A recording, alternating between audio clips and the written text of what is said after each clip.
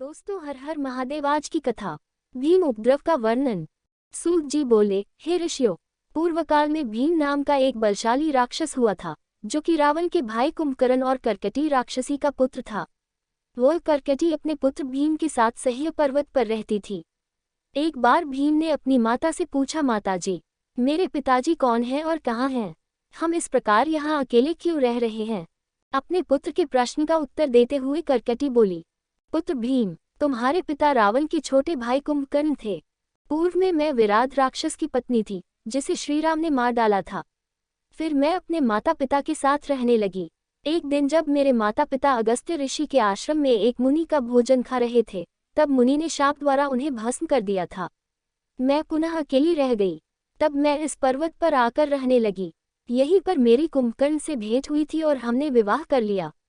उसी समय श्रीराम ने लंका पर आक्रमण कर दिया और तुम्हारे पिता को वापस जाना पड़ा। तब श्रीराम ने युद्ध में उनका वध कर दिया। अपनी माता के वचन सुनकर भीम को भगवान विष्णु से द्वेष उत्पन्न हो गया और उसने बदला लेने की ठान ली।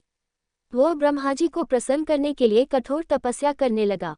उसकी घोर तपस्या से अग्नि प्रज्वलित हो गई, जिससे सभी जीव दग्ध होने लगे। तब ब्रह्मा जी उसे वर देने के लिए गए। ब्रह्मा जी ने उसके सामने प्रकट होकर वरदान मांगने के लिए कहा।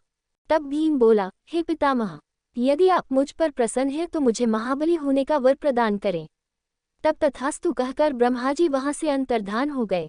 वर प्राप्त करने के बाद प्रसन्न होकर भीम अपनी माता के पास आया और बोला, माता, मैं शीघ्र ही विष्णु से अपने पिता कुंभकर्ण के वध का बदला ले लूंगा। यह कहकर भीम वहां से चला गया। उसने देवताओं से भयानक युद्ध किया और उन्हें हराकर स्वर्ग पर अधिकार स्थापित कर लिया। फिर उसने कामरूप देश के राजा से युद्ध करना आरंभ कर दिया। उसे जीतकर कैद कर लिया और उसके खजाने पर अपना अधिकार स्थापित कर लिया। राजा दुखी था। उसने जेल में ही पार्थिव लिंग बनाकर शिवजी का पूजन करना शुरू कर दिया और विधिपूर्वक ओम नमः शिवाय मंत्र का जाप करने लगा। दूसरी ओर राजा की पत्नी भी अपने पति को पुनः वापस पाने के लिए भगवान शिव की आराधना करने लगी। इधर भीम नामक राक्षस से दुखी सभी देवता भगवान विष्णु की शरण में पहुंचे। तब विष्णु जी ने सब देवताओं को साथ लेकर महाकेशी नदी के तट पर शिवजी के पार्थिव लिंग की विधि विधान से स्थापना कर उसकी स्तुति आराधना की। भगवान शिव उनकी उत्तम आराधना से प्रसन्न होकर वहां प्रकट हुए। शिवजी बोले, हे देवताओं, मैं तुम्हारी स्तुति से प्रसन्न हूँ। मांगो, क्या मांगना चाहते हो?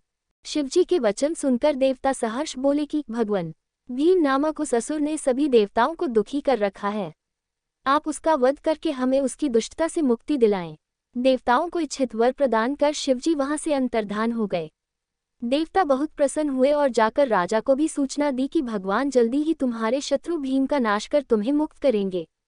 अगली वीडियो देखने के लिए आप चैनल सब्सक्राइब जरूर करें और लाइक करें और कमेंट करें। हर हर महादेव। दोस्तों, हर हर महादेव। आज की